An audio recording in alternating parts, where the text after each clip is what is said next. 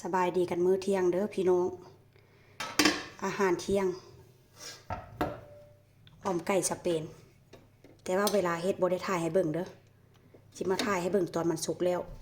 นี่ออมไก่สเปนแล้วพี่น้องนี่พากันตื่นแต่เช้ามื้อนี้ค่อนข้างจะร้อนแต่อยู่บ้านสวนน่ากินบ่ย่าเฮ็ดได้นี่ได้นี่น่ากินพี่น้องเอ้ยพุ่นว่าน่ากินแท้ว่านี่ออมไก่แล้วก็จะมีอันนี้เป็นน้ำซอสมะเขือเทศนะพี่น้องน้ำซอสมะเขือเทศที่ว่าเคี่ยวใส่หัวหอมกระเทียมผัดหัวหอมกระเทียมแล้วก็มาปั่นแล้วเรียบร้อยก็ใส่อันตัวริโซ่ไปผัดเห็นบอกคล้ายๆกับกุ้นเชียงบ้านเฮานะพี่น้องคล้ายๆกับกุ้นเชียงบ้านเฮาว่าเช่นซะหลังจากนั้นผัดกุ้นเชียงมันสุกแล้วก็เอาซอสมะเขือเทศลงไปนี่เพราะว่าอย่างอันจิมาใส่กับนี่สปาเกตตี้พี่น้อง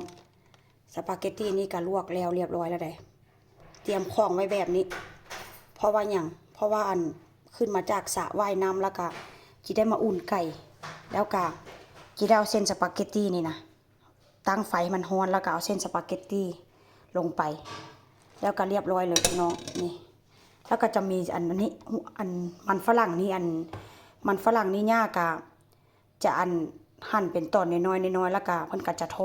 อดกินกับอันนี้แหละพี่น้องธรรมดานี่เพิ่นก็จะใส่น้ำเลยแต่ว่ามื้อนี้เพิ่นบ่ใส่เพิ่นสิทอดเอาว่าเส้นซะเพิ่นสิทอดแล้วเวลาเฮาตักเสิร์ฟเพิ่นก็จะเอาวางใส่หน้าไก่แซ่บ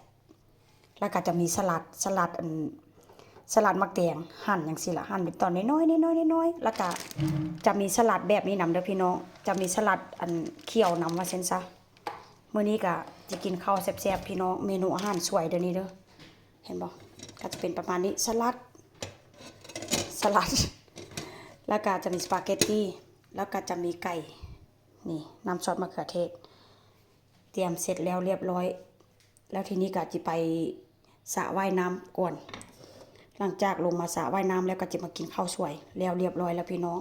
มีแต่มาละอุ่นกินอย่างเดียวไปแล้วเด้อมื้อนี้นะบ๊ายบายเจอกันใหม่ในคลิปหน้าพ่อแม่พี่น้องบ๊ายบายสบายดีเด้อมาเบิ่งออมไก่สเปนนำกันพี่น้องหน้าตาก็จะเป็นประมาณนี้เด้อออมไก่สเปนไก่นี้ย่าจะเอาเป็นโตแล้วเพิ่นก็จะไปโรนไฟหลังจากโรนไฟแล้วก็จะเอามาซุปแป้งไปทอดหลังจากซุปแป้งทอดแล้วก็จะเอาไก่ไปวางใส่อันหัวหอมกระเทียมที่ว่าผัดแล้วนะก็เทไว้ลงไปแล้วก็จะใส่เกลือแล้วก็จะใส่ใบอันนี้ใบกังวานพี่น้องใส่เกลือแค่นั้นแหละถ้าใส่พริกไทยแค่นี้ก็แซ่บแล้วพี่น้องนี่แหละเมนูอาหารเที่ยงของเฮาในมื้อนี้